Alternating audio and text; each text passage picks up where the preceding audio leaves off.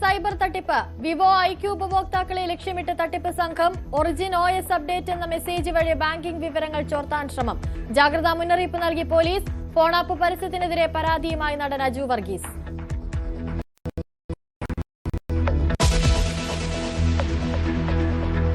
ശസ്ത്രക്രിയ പിഴവ് തടയാൻ മാർഗരേഖയുമായി ആരോഗ്യവകുപ്പ്. രോഗികൾക്ക് ശസ്ത്രക്രിയാ വിവരങ്ങൾ അടങ്ങിയ റിസ്റ്റ് ബാൻഡ് ധരിപ്പിക്കണം.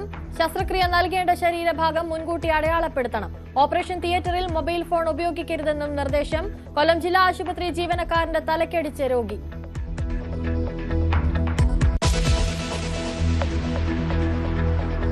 ആൽജോയിനി കണ്ണീരോർമ്മ. തൃശൂർ കോടാലിയിൽ പാമ്പുകടിയേറ്റ് മരിച്ച 8 വയസ്സുകാരന് വിട നൽകി നാട്. ചികിത്സയിലുള്ള സഹോദരൻ അനോഷ് ഗുരുതരാവസ്ഥയിൽ. കിളിമാനൂരിൽ പാമ്പുകടിയേറ്റ് വീട്ടമ്മയ്ക്ക് ദാരുണാന്ത്യം. സുധർമ്മയ്ക്ക് കടിയേറ്റത് വീട്ടുമുറ്റത്തെ കിണറിന് സമീപത്ത് വെച്ച്.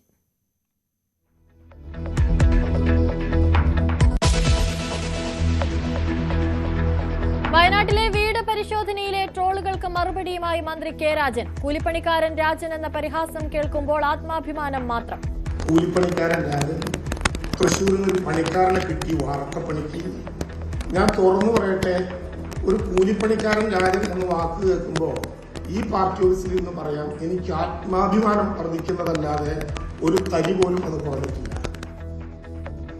വീടുകളിൽ ചോർച്ചയില്ലെന്ന് ഉറപ്പാക്കാൻ സാങ്കേതിക പരിശോധന നടത്തുമെന്നും മന്ത്രി.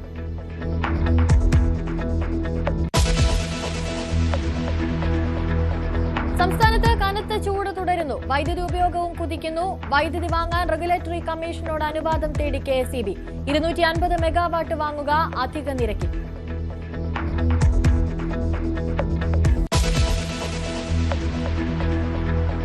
തമിഴ്നാട്ടിലെ വിരുദനഗറിൽ പടക്ക നിർമ്മാണശാലയിലുണ്ടായ അപകടത്തിൽ മരണം 25ആയി. 6 പേർ ഗുരുതര പരിക്കുകളോടെ ചികിത്സയിൽ. പടക്കശാല ഉടമ ഒളിവിൽ. സുരക്ഷാ മാനദണ്ഡങ്ങൾ പാലിച്ചിരുന്നില്ലെന്ന് കണ്ടെത്തൽ.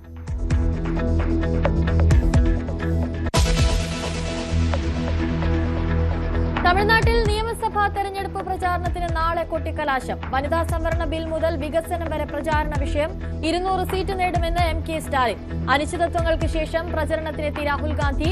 വിജയുടെ പ്രചരണ റാലി പൊന്നേരി.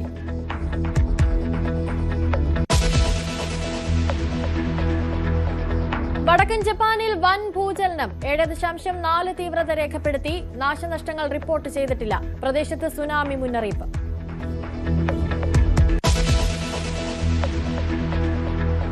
പശ്ചിമേഷ്യയിൽ വീണ്ടും യുദ്ധാന്തരീക്ഷം. സമാധാന ചർച്ചകൾ തുലാസിൽ. ചർച്ചയ്ക്കില്ലെന്ന് പ്രഖ്യാപിച്ച ഇറാൻ.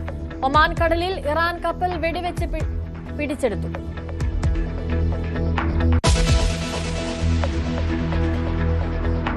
തൃശൂർ പൂരത്തിന് കൊടിയേറി. തിരുവമ്പാടിയിലും പാറമേക്കാവിലും പൂരലഹരി. ആനച്ചമയ പ്രദർശനത്തിന് 24-ന് തുടക്കം. പൂരം 26-ന്.